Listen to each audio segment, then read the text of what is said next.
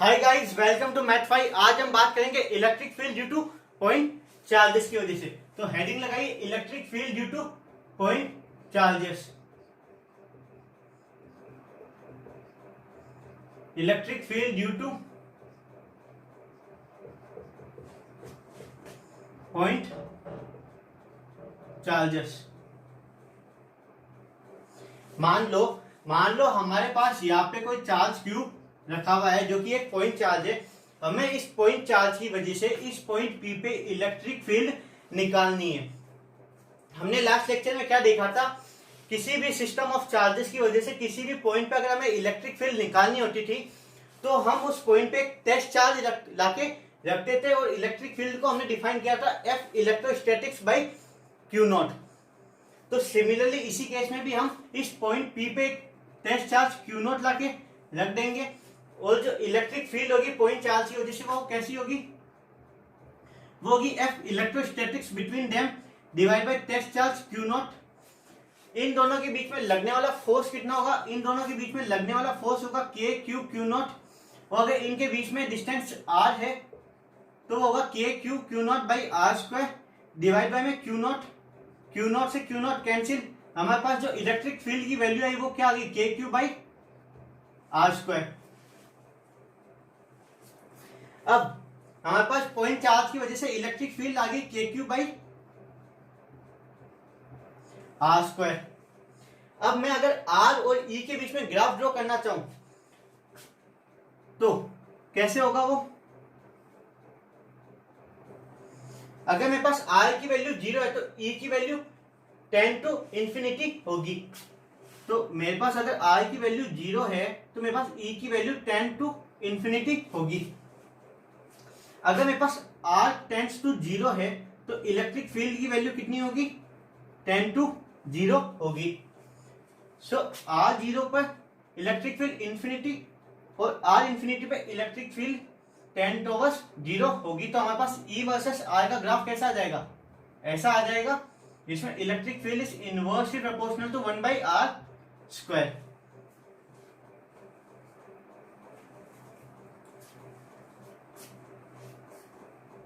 अब हम चलते हैं आगे।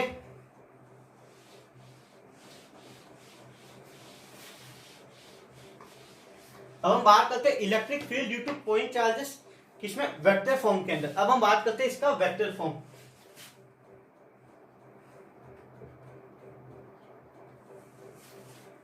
इसकी वजह से जो इलेक्ट्रिक फील्ड लगेगी वो तो हमें पता है कितनी लगेगी, K q by r square and r is the distance between them. अब अगर हमें इसका वेक्टर फॉर्म निकालना है, तो हम आर वेक्टर को डिफाइन करेंगे। ये वो हमारा आर वेक्टर। तो जो इलेक्ट्रिक फील्ड की डायरेक्शन होगी वो किस डायरेक्शन में होगी, आर कैप के डायरेक्शन में। तो हमारे पास इलेक्ट्रिक फील्ड वेक्टर कैसे आ जाएगा, K q by r square r cap को हम r vector by mod r भी लिख सकते हैं। इसको हम r vector divide by mod r भी लिख सकते हैं। तो हमारे पास इलेक्ट्रिक फील्ड का एक और एक्सप्रेशन क्या आ गया, के क्यू बाई मोड आर का क्यूब इंटू आर वेक्टर या डॉट आर वेक्टर। आपको एक बात का ध्यान रखना है, कि ये जो चार्ज क्यू है उसे आप विथ साइन रखोगे। और एक और चीज का ध्यान रखना है कि जो ये आर वेक्टर है, ये जो आर वेक्टर है उसका हेड कहां पे होगा, उसका टेल कहां पे होगा, उसकी टेल होगी कहां पे, जिस चार्ज की वजह से हमें इलेक्ट्रिक फील्ड निकालनी है उसकी टेल होगी जिस चार्ज की वजह से हमें इलेक्ट्रिक फील्ड निकालनी है। टेल होगी वहां पे जिस चार्ज की वजह से हमें इलेक्ट्रिक फील्ड निकालनी है। और हेड कहां पे होगा, हेड उस पॉइंट पे होगा जहां पे हमें इलेक्ट्रिक फील्ड निकालना है। हेड होगा उस पॉइंट पर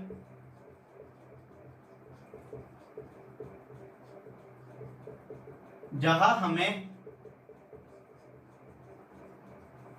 इलेक्ट्रिक फील्ड निकालना है।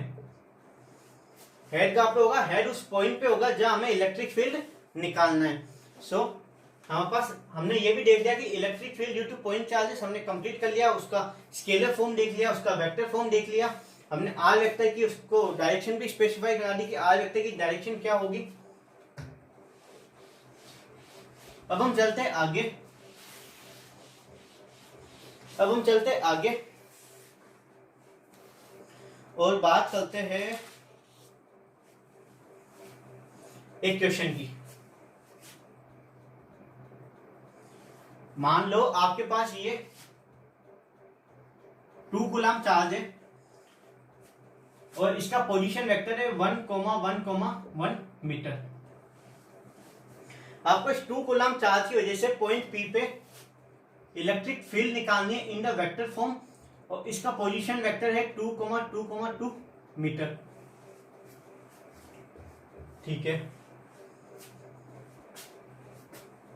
Find electric field vector at point P due to 2 coulomb charge. 2 coulomb charge की वजह से पॉइंट P पे कितनी इलेक्ट्रिक फील्ड होगी ये हमें निकालनी है। निकाल लेते हैं। इलेक्ट्रिक फील्ड हमने क्या पढ़ी? इलेक्ट्रिक फील्ड हमने पढ़ी KQ by R square R cap. हमारे पास R कैप क्या आ गया? R vector by mode R cap कितना होगा? 2 - 1 2 - 1 2 - 1 मतलब I cap plus J cap plus K cap divide by में √3 मीटर, डिवाइड बाई में √3 मीटर। तो K इंटू 2 डिवाइड बाई √3 का स्क्वायर 3। R वेक्टर कितना हो गया? I plus J plus K divide by में √3 न्यूटन पर कूलम या फिर वोल्ट पर मीटर।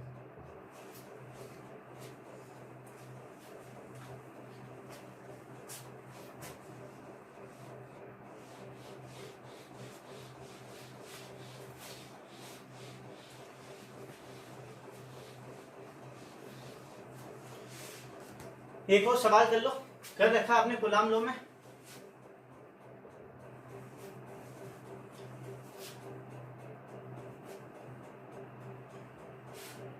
मान लो हमारे पास ये चार्ज Q है, ये चार्ज 4Q है, इनके बीच में डिस्टेंस L है। हमें वो पॉइंट फाइंड करना है जहां पे इलेक्ट्रिक फील्ड कैसी हो? 0 हो। ठीक है, आप फाइंड करो। आपने फाइंड कर लिया होगा। हम देखते हैं इलेक्ट्रिक फील्ड 0 कहां पे होगी। क्या इलेक्ट्रिक फील्ड यहाँ पे 0 हो सकती है? इसकी वजह से भी इलेक्ट्रिक फील्ड इधर, इसकी वजह से भी इलेक्ट्रिक फील्ड इधर, मतलब Q के इधर तो इलेक्ट्रिक फील्ड 0 नहीं होगी। क्या इधर इलेक्ट्रिक फील्ड 0 हो सकती है? 4Q की वजह से इलेक्ट्रिक फील्ड इधर, Q की वजह से भी इलेक्ट्रिक फील्ड इधर, नेट इलेक्ट्रिक फील्ड इधर, मतलब यहां भी 0 नहीं हो सकती, यहां भी 0 नहीं हो सकती, मतलब कहीं बीच में ही 0 होगी। मान लेते हैं वो पॉइंट P यहां कहीं होगा, जो यहां से x डिस्टेंस पे होगा और यहां से L - x डिस्टेंस पर होगा। अब हम चलते हैं इसके सॉल्यूशन पे। इस Q की वजह से इस पॉइंट पर इलेक्ट्रिक फील्ड कितनी होगी? वो होगी KQ बाई x स्क्वायर, जो कि किसके बराबर होगी? Electric field at point P due to this 4Q। So K into 4Q by में L - x का होल स्क्वायर। अब अगर हम अंडर रूट ले L - x, पहले क्रॉस मल्टीप्लाई कर लो, K से K कैंसिल, Q से Q कैंसिल, L - x का whole square is equal to 4x square. Since ये भी डिस्टेंस है, ये भी डिस्टेंस है, हम अंडर रूट ले सकते हैं। अगर हम अंडर रूट ले तो हमारे पास आ जाएगा L - x is equal to 2x, 3x is equal to L, x की वैल्यू आ गई हमारे पास L/3। तो यहां से L/3 डिस्टेंस पे और यहां से 2L/3 डिस्टेंस पे इलेक्ट्रिक फील्ड 0 होगी।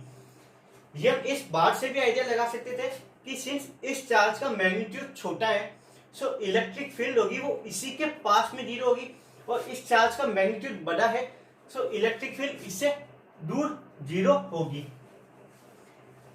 ऐसा ही मिलता जुलता एक और क्वेश्चन,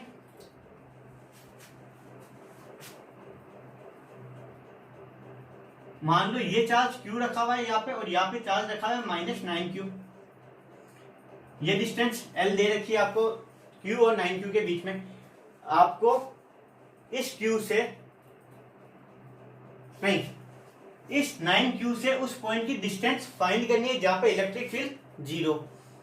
आप क्वेश्चन लिख लीजिए, find the distance from this -9 coulomb charge where electric field is zero by this system of charge. आप इस क्वेश्चन को ट्राई करिए।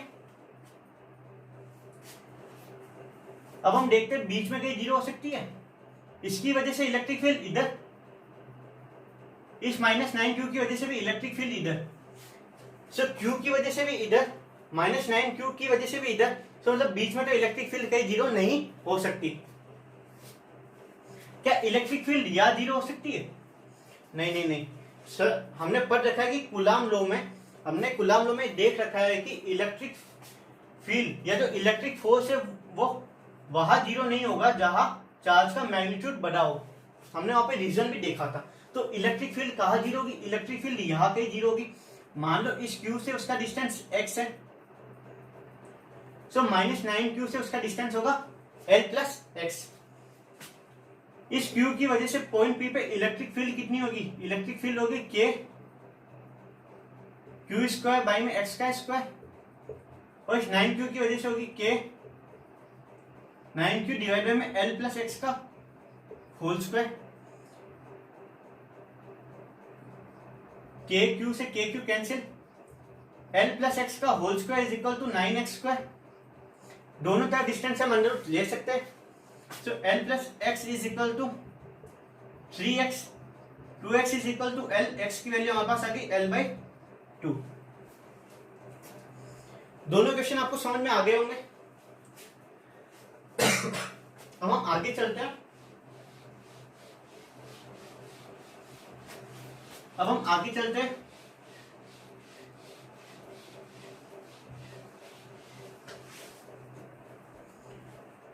और अब आपको सवाल दे रखा है,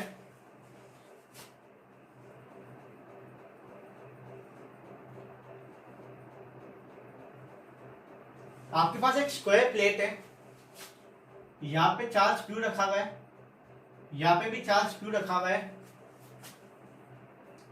यहां पे भी चार्ज Q रखा हुआ है, और आपको इस पॉइंट P पे इलेक्ट्रिक फील्ड निकालनी है। आपको इलेक्ट्रिक फील्ड निकालनी है पॉइंट P पर।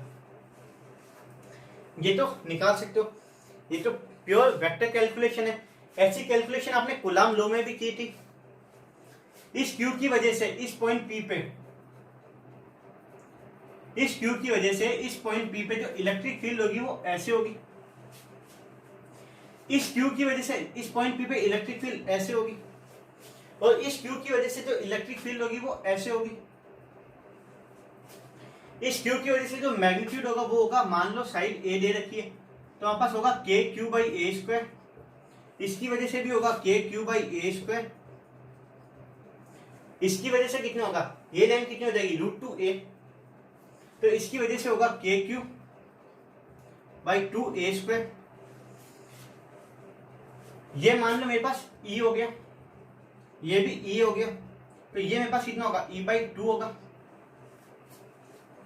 मेरे पास होगा E बाई 2। इस E और इस E का इस डायरेक्शन में जो रिजल्टेंट आएगा वो कितना आएगा? √2e। इस E का और इस E का इस डायरेक्शन में जो रिजल्टेंट आएगा वो क्या आएगा? √2e। तो मेरे पास E नेट की वैल्यू क्या होगी? मेरे पास E नेट की वैल्यू होगी E बाई 2 प्लस √2e।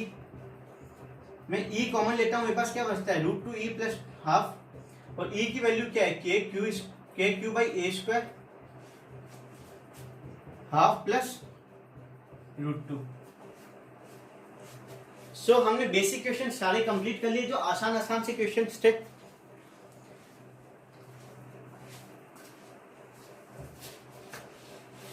अब हम अगले लेक्चर से कुछ बढ़िया प्रॉब्लम्स करेंगे। आज तो हमने बोर्ड लेवल की प्रॉब्लम्स कवर की